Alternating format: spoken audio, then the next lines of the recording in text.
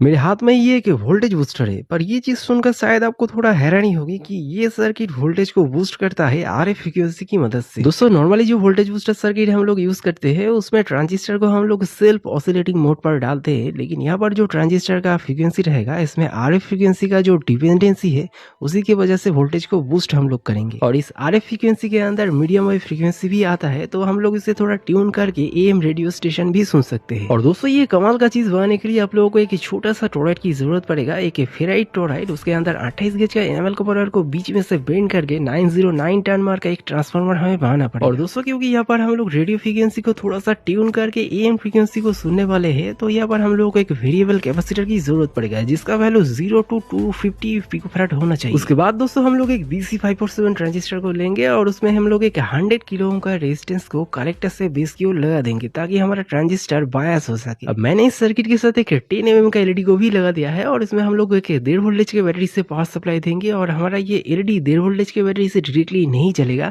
अगर जल रहा है मतलब इस सर्किट में वोल्टेज बूस्ट हो रहा है। अब दोस्तों यहाँ पर नोटिस करना 1.5 वोल्टेज के बैटरी कनेक्ट करते ही हमारा एलईडी जल पड़ेगा। इसके बाद मैंने एक साइड का ईयरफोन लिया और उसको ट्रांजिस्टर के पॉजिटिव पावर सप्लाई के बीच में लगा दिया और ईयरफोन को मैंने डायरेक्टली माइक्रोफोन के साथ लगा दिया। उसके बाद ये जो फ्रीक्वेंसी आप लोगों को सुनाई दे रहा है ये एएम फ्रीक्वेंसी है, मतलब इसके अंदर मीडियम वेव और शॉर्ट वेव दोनों ही है। घर में मैं जब अपने टेबल पर काम कर रहा था तो बाकी बहुत सारे चीजों का इंटरफेरेंस इस सर्किट में आ रहा था, तो इसी वजह से एएम फ्रीक्वेंसी ये ठीक से पकड़ नहीं पाया। लेकिन बाहर जाके मैं जब टेस्ट करने लगा तो नतीजा आप लोगों के सामने ही है।